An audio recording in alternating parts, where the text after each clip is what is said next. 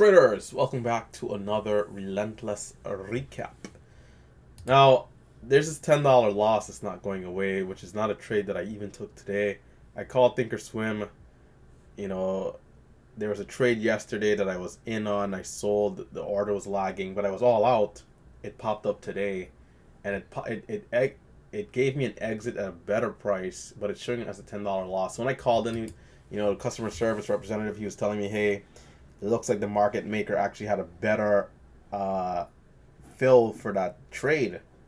So I find it very interesting that the market makers would go out of their way one day later to go say, hey, on that particular trade that this person took, they had a better fill, which is actually against them, right? Because you can say they're taking the loss on that difference, and it's just weird, man. Weird stuff. I'm still waiting to see if they're going to credit my account. They said that it should. Hopefully it updates by tomorrow. What I'll have to do is log in and screenshot my balance and then check again tomorrow to see if it's updated. But just absolutely crazy and ridiculous. INM. Here we go. INM. Here we go. All right. We're green, 140. Only 12,000 shares traded today. So you guys know I was just taking small size, taking it easy.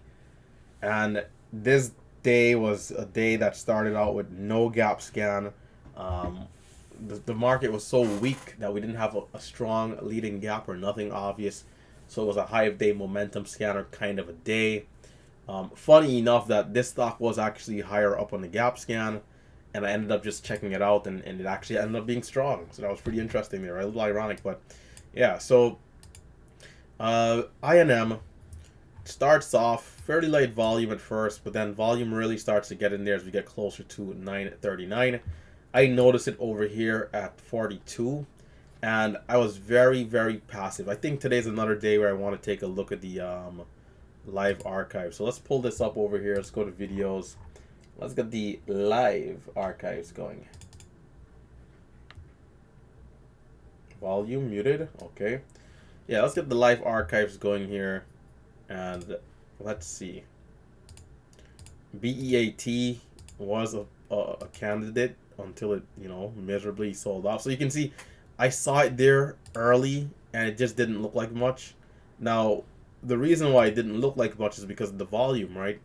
You might say, hey, RT, big bullish engulfing, lighter volume pullback here. This is usually what you look for. Yes, it is. But under the context here, we can see that, it's only going up with about, let's say 40, 50,000 shares of volume. The pullback candles are pushing about 10 to 15,000 shares. Usually this is a nice setup for me, bottoming wick as well.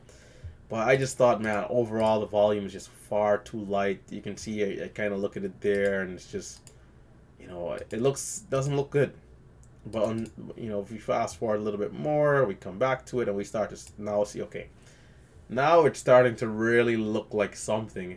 And instead of what we had here, look at the volume now in comparison, right? We've went up here with 400,000 shares, and we're now pulling back at about 150, 200,000. And now this is much better for me, on a trade. And I actually forgot I had this screen open. The live archives actually might not be any good in terms of level 2. Now I have level 2 on the other screen, but my some of my data is exposed, so I actually can't show that. Well, okay, so much for the live archives. No good. You record both screens and then you still have an issue. But anyhow, I mean, we can still watch and see how some of the trades played out in terms of just pullbacks. So I didn't touch it here. I could have been a little bit more aggressive to try to buy VWAP here at 97. But this candle here on the 5 ended up having higher volume on the red side on the pullback. So that was the one thing I didn't like. It was holding high in the consolidation, but the way how the candle closed, and we can double check this. Maybe my charting was a little skewed at the time. It's possible. So let's see. So this is right onto this second 5-minute candle. Yeah, if we look at it, we had 833,000 shares going up, and then on this pullback we had a 900,000. And so that gave me that feeling, that vibes that, man, this thing is going to go lower. And it did, but it ended up holding yesterday's highs essentially at 70. What was that level? 67. Yeah, it held that level and crawled back up. But I don't know, man. I just wasn't confident with it. I wasn't feeling fully, aggressive with that, and so I left it alone. Now it ended up ripping over here. I thought it was gonna get shorted and it would have been selling off. It ends up doing a red to green and starts to rip, and this is where I got involved. My very first trade though was poor, as I got in higher. I think my second trade actually. I got in higher here, and took a bit of a loss. So let's take a look at this. Let's see, 953 on the monitor screen. Let's see how bad this was. 953. Hold on. What was that? Hold up. Yeah, 53. Why did it seem like it was earlier in the day than that? Let's see. This is from yesterday. So let's reset. There we go. This was that TBLT trade, by the way. But anyhow, it's 53. Right here. So I'm in at 14. And this was a very dangerous trade because I almost stopped out below 4. You can see this red candle had a low 4. It bounced and held VWAP. If it had cracked below, I'd have been out for about a 15 to 18 cent loss. Could have been down anywhere from 250 to 300 on that one trade. It was moving up. Level 2 was basing out at 11, and I was just so slow, waiting to buy the lows. It bounced up to 15 in that time I was buying. I got filled higher. Nothing on the broker, just me just taking an eternity to put out the order and maybe even putting out on the bid to try to ensure I get that fill at 11 I would have wanted. So I'm in, I get chopped out, and it does curl right here. It does curl. So another thing, the move to 11, because it went to 20, it dips to 11. I thought that was fair for the entry, but the spreads opened up, it dips to 4. If I was more patient here and I would have caught the entry at 4, I'd had 1,500 shares, maybe 403, 405, and I would have been able to ride this green candle here, which made a move of 440. So you got to be accurate and you have to be precise. Both. You can't just be one or the other. You got to be threading the needle, and you got to be throwing that dart to the very center, man. Because if you slip up on the entry just a little bit, sometimes it's tricky to be able to get back in and really be able to see the trade clearly. So that's what happened right here. It does continue to push. You can see my next entry is not all the way up until 435, I believe. So let's go back to monitor screen, 55. Here we go. 55 right here. So in at 54.31, out at 39, and then we're in at 35, out at 37. Because I took the trades in the same candle, which is kind of showing like the aggregate sum of the exits right here. 38 exit between those two trades. Yeah, so this is where I actually came back to flat, right? These two trades brought me back from the depths, and from there, it was slow and steady to try and get something. So, the question was that I had at the end of the stream today was, hey, should I have been more aggressive on this stock? Should I have, use my 2,500 share blocks, try to add, buy twice, 3 times, go up to 7,500 shares, maybe 10,000 shares, and try to be aggressive? It's so tough because on one hand, you look at the gap scan and you look at this stock from early, you look at the spreads, it just didn't seem ideal to me. And so one thing I was thinking is that I need to continue to use bigger size to where it becomes more normal for me to take 10,000 shares. So what I need to happen, I need to be, on my more aggressive days taking 15 and 20,000 shares, and then on the slower days, 10,000 shares. I think I just need a complete adjustment with what mentally I feel like is okay. That's the only thing I think that makes sense for me to be able to have any sort of size on a day like today, So I gotta just push it, man. It sounds crazy, but I think it's because ultimately I end green here, right? I ended green, and if I'm using huge size, or let's not say huge size, but if I'm using size, let's just call it size. I'd be up more. I'd be up more. Maybe I would have even been more willing to take off the trades faster. Who knows? So tomorrow, as long as there's something that starts to look obvious, whether it's like INM today, PEGY yesterday, or TBLT the day before, if we get anything that looks close to it, and I was kind of saying this yesterday after the recap, I gotta be more aggressive, man. I gotta be more aggressive. It's the only way we can see those bigger green days again. 400, 500, 1K, 2, 3, 4, 5, 6K days. It's just to be more aggressive with my size. And I have to be precise and accurate. So the stock starts to move, right? To get back into a little bit of the technicals here, the stock starts to move. We get a high of 460, man. It absolutely takes off. As mentioned, I only caught 2 quick scalps. I forgot what happened to this pullback. I thought and you see, man, I tell you.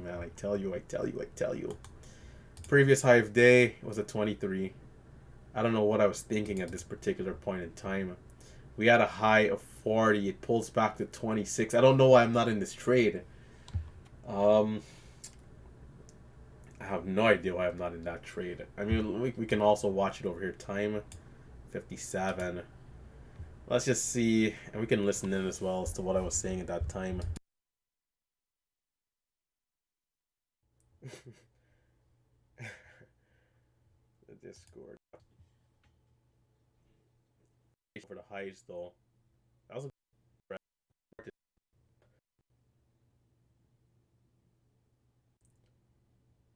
I mean, I didn't.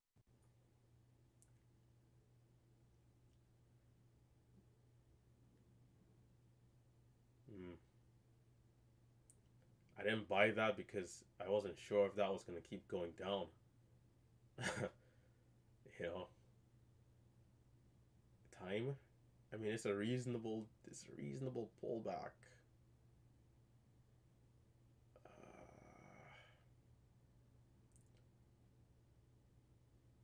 Time. It's a reasonable pullback.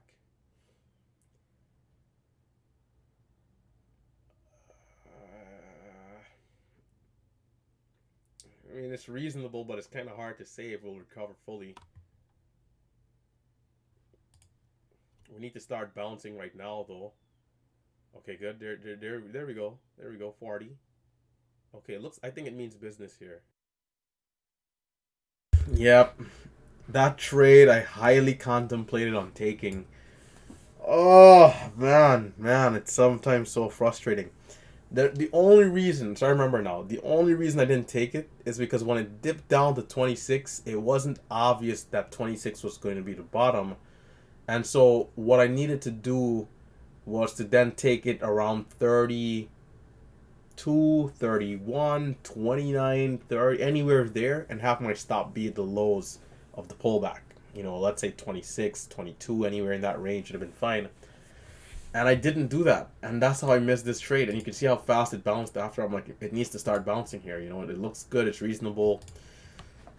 Man.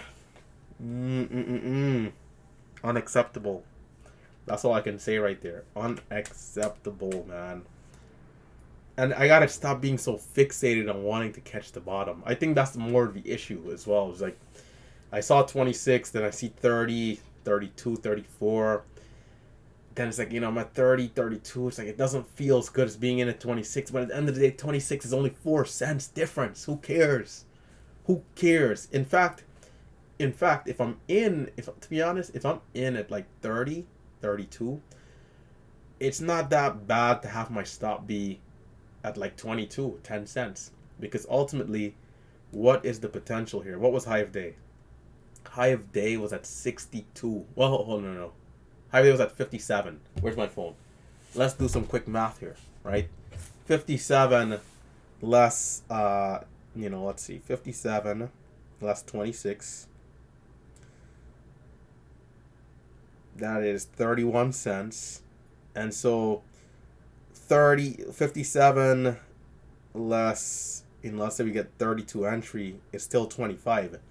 These are things that I've already been over before in the past. You see my issue? I've been over this a million times where it's like, it doesn't matter, because even if I'm at 20, even if I'm in at 26, to be honest, I shouldn't even look to sell this trade unless it breaks below 20. I think that's a fair trade, because at the end of the day, I'm risking 6 cents, 10 cents to make what, 25 cents, 30 cents. Who cares about a 5-10 cent risk when the reward is 20-30 cents? The 2 to 1 and 3 to 1 ratio is there, man. It's so frustrating to see myself not take this trade here. Highly frustrating. Highly. This is the trade you take. This was the trade to take with size. This was it. 5, 6, 7, 8, 10,000 shares right here. In average at 30, stop at 20. Risk 1K to make 3K to the upside. Man. When will Relentless Trader learn? When will he learn? When will he... You see, this is the issue, right? It's not that, like, you know, like for me, I feel like I know exactly what I'm doing. But then I just make too many mistakes too often. That's exactly what happens to me far too often in the trading field. I know exactly what needs to be done, when it should be done, how it should be done, and I still manage to let something maybe overthink my decision making, and then I lose sight of what is actually going on. Like, why do I care so much about 4 cents of difference when there's a 30-cent potential? What's the difference between 30 cents and 26 cents of green? Nothing. Ultimately, nothing. What is the difference between 10 cents of risk and 4 cents of risk when the reward is at 3 to 1? Nothing. And that blinded me, and I didn't take this trade, man. Disappointing. And you can see I didn't get a chance up until this next candle over here, where we had the lows of 41, 43, and I finally got in 44. I tried to get 42, I believe, right here, in slightly higher. It curls back up 56. I'm out these, well, 52 rather. I'm out early, 53 almost, for some quick gains. And man, that week that I did 7,000, I was just, I was just clicking, man. I just was clicking, like a trade like that I wouldn't have missed. I shouldn't miss a trade like that. So I'm kind of, a little... Tomorrow, man. Tomorrow. I'm ready to go. I need I need another day again. It feels like it almost feels like, I don't want to say wasted, but it feels like I kind of just, didn't get to capitalize, man. Like 140 is green, but it's not nothing compared to what could be going on if I'm just capturing the trades that are there.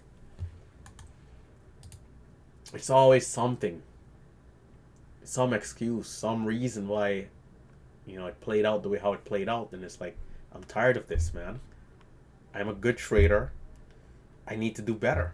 It's just how I am with my standards. There's no way I'm watching back this charting and I didn't do better than how I did. Come on, man.